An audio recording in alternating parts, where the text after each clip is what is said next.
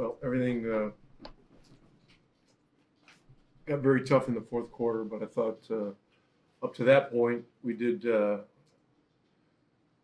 lot of good things to build a lead, keep a lead. I think fouls contributed a little bit, but we struggled to stop them in the fourth. They got it in transition. They got it on the boards. Our good shots weren't going down during that one stretch when they went on a pretty substantial run. So, that's it. And we're a team with thin margins for error to begin with, and so we're really going to have to work to have everybody playing at full capacity, and keep working to get ourselves in a position to win. Ricky, you used that term before, the thin margin for error. How much thinner did it get knowing that Karras had prepared to play, expected to play, and he isn't available when you're top scorers? Yeah, I mean, I thought, the fact that all this came down right before the game was these things are going to be distracting. I thought our guys rallied and really showed up, particularly at the beginning of the game in the first half. Our defensive pressure was good. We moved the ball. We were opportunistic. And then, in the fourth quarter, when the game can slow down and become more difficult, especially on the road, you miss a guy like that. But this is where we're going to have to be creative. We're going to have to hope that at some point, sooner than later, we can get Malcolm back and, maybe even T.J. Warren. McConnell is, going to get his cast off sometime in the next few weeks. So there's some guys that are sitting out that can help us, but this is a great opportunity for this group. I thought Duarte did a terrific job tonight. Washington was active. He created a lot of good things, and he had an opportunity tonight to play point for a pretty good stretch, and showed that he can do it. So, look, we got to look for positives. We got to be realistic about the challenges that we have, and work to shore things up as much as possible. And it's tough. These teams we're playing right now, are all good teams, and Cleveland's been on a bit, and they've been on a bit of a roll. Atlanta's won a bunch of games in a row. I don't know what they did tonight, but these are all tough games, and they're on the road. And we're going to play Cleveland again on Friday. Where did Karras go? Is he still with you all, or did he leave? My assumption is that he went back to the hotel, but I don't know. I have not asked anybody. There's no direct flights back to Indy commercial, so I don't know. He might even go back with us tonight. I'm not sure about that. Or he may stay here. I really don't know. And how much more responsibility do you think it places on Christian Duarte's shoulders to be the true number one shooting guard? This heightens the challenges, for all our young guys, but it creates huge opportunity. So this will be, we'll learn more and more about these guys, and I've got to be careful about their minutes. I mean, it's a game like this tonight. It was, it could be easy to run Chris Duarte up to over 40 minutes, which is, that can be risky, in terms of, guys getting banged up and stuff like that. Anyone here in the room? Rick, is there something specific about the Cavs stylistically that you think makes Karras such a good fit for them? I think Caris LeVert is a tremendous player for any style. I really do. I think, we had a couple games early in the year when we were playing at a slow tempo on the road to try to tempo the game against some, fast-moving teams. And we got a couple of wins really tempoing the game and playing through him. And then as you've seen in recent games, he has the ability to play up-tempo. he's a guy that legitimately can play point guard, and which makes him a tremendous playmaking two guard. So, him and Garland in the backcourt is really dynamic, and so, these guys have improved their team a great deal today. Pat Boylan, go ahead.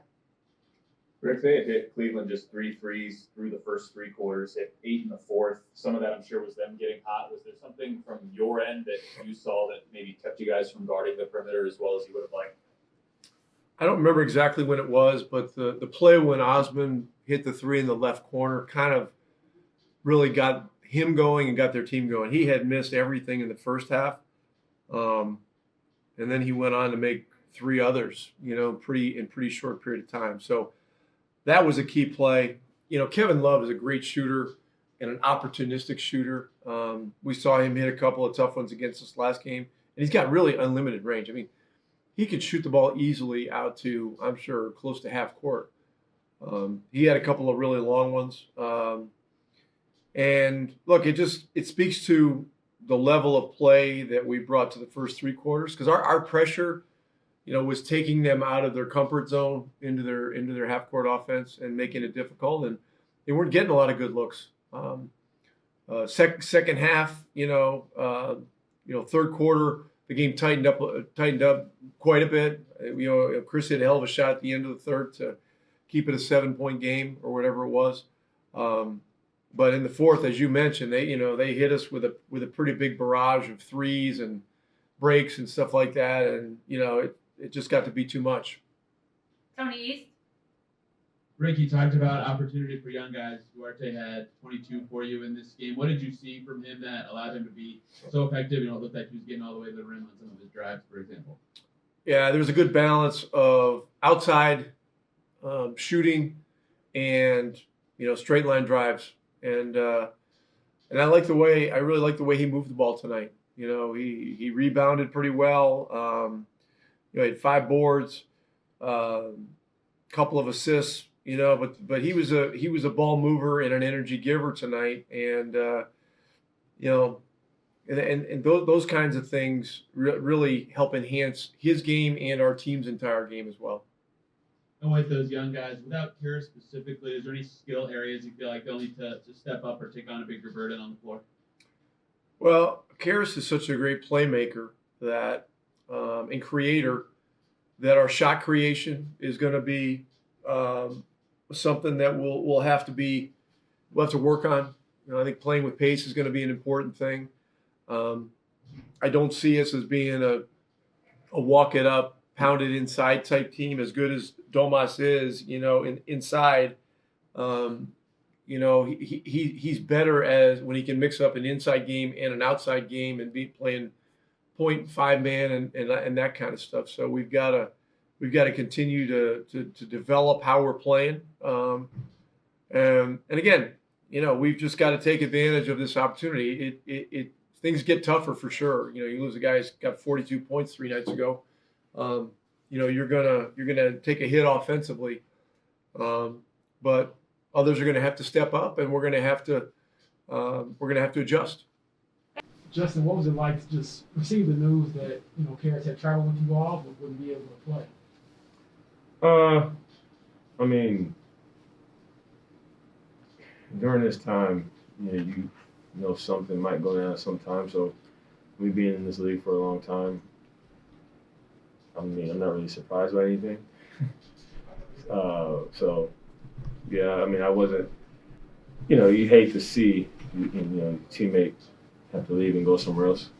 Because Karras is my guy and our guy, and we love playing with him. As far as that part goes, but the fact that something like that happens is like, that's what this league does. It's a business. And right now it's that time, and people are trying to figure out who they want to go where and how they want to do things. So, we got to stay aware of that until the deadline hits. I know that Rick mentioned that he basically had told Karras, shortly before the game started. Did you have a chance to say anything to him before? Not face to face. I texted him, but yeah, that's the only thing I was like, dang, you rolled in on the bus with me. I wanted to at least be able to, talk to him. At least, tell him, whatever I wanted to face, and and do all that. But again, sometimes you don't get the opportunity. I've been traded in the past, and I never got the opportunity to do that. It's part of the business. We'll see him soon. I mean, we play him again, this team again, coming up. So, yeah, unfortunately, we have to chalk that up to the game, but it's just what the game and the business is.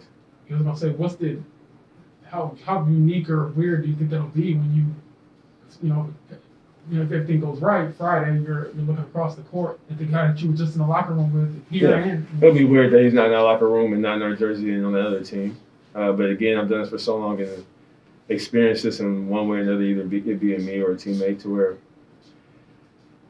where again, you're not used to it ever. That's one thing I will say. I'm never used to it, but I've seen it happen before. So, we just wish the best for him. And obviously, now that he's with the team, we want to beat him.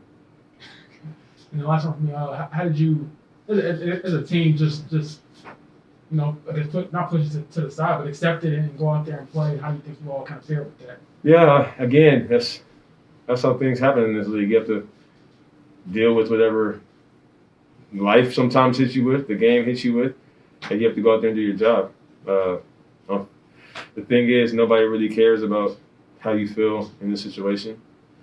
Or any situation. All everybody really cares about is you going out and perform. So you have to try to find a way to lock in. And again, it's our job to go out there and do our job. So, we just go out there and try to do so. I think we actually came out pretty well after, some hearing information like that. But we just didn't pull it out. What are the Cavs getting? First of all, a good guy. He won't come in and bring any problems. He'll become a brother really quickly.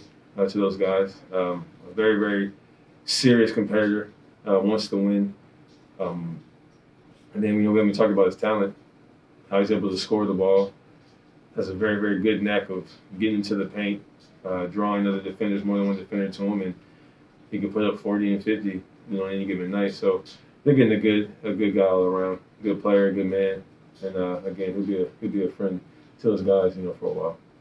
Justin, how did you find out? I found out I think my agent texted me. Yeah. Either that or somebody came and told me. I can't remember which one was first. Okay, and you were on the bus with him coming over here? Mm-hmm. And We usually ride the same bus, yeah. Okay. And I didn't find out until I was in the locker room. So I'm assuming he didn't know for sure until then either. Pat Boylan, go ahead. Justin, through 3 quarters, this had been one of your guys' better defensive performances of the season. What caused such a dramatic change in the fourth? You guys always ask this question, and I wish I knew. I think they shot the ball very, very, very well. They kind of turned it up a little bit on us, and we just didn't answer back. That's what I would say right now. Tony East. Justin, I remember about a year ago, you guys were in LA, and we were asking you about the Oladipo for LeVert trade. Now it's the flip side of that. What was this year like with Karis as a teammate for you guys? Yeah, man, it was fun. It was fun for us. Again, he brought another element to our team of a guy that can go out there and score a bunch of points quickly. A guy that competed. He actually competed on both ends. Played well defensively for us as well, and took his job in this game very, very serious. He really wants to win. He does everything he can to make sure that he's on the floor and he's the best that he can be. And he's got to have to fight through, everything that when he first got here and, really took care of his body and his time and made sure that he was ready to go. So, again, we're losing a brother in Harrison. I just wish the best for him. Chris, I saw you got I think it's a brief chance to say something to Karis after the trade news came out. I guess what was it like to just say goodbye in a sense? It's tough, Curry's a great person, a great teammate. I learned a lot from him. He helped me a lot on and off the court. We always talk. I remember I came up to him and asked him about how do you stay confident, like when things not going well for you, like what you do. And he was always talking to me. It's tough, but it's part of the business. So, I wish him good luck. Wherever, he goes, he's going to go to the Cavaliers, right? Obviously. So, you know, we say that we love each other. Like he told me that he loved me. I told him that I love him too. So, you know, How did you find out about the reported trade? Was it through social media? no, I think he saw me on the hallway.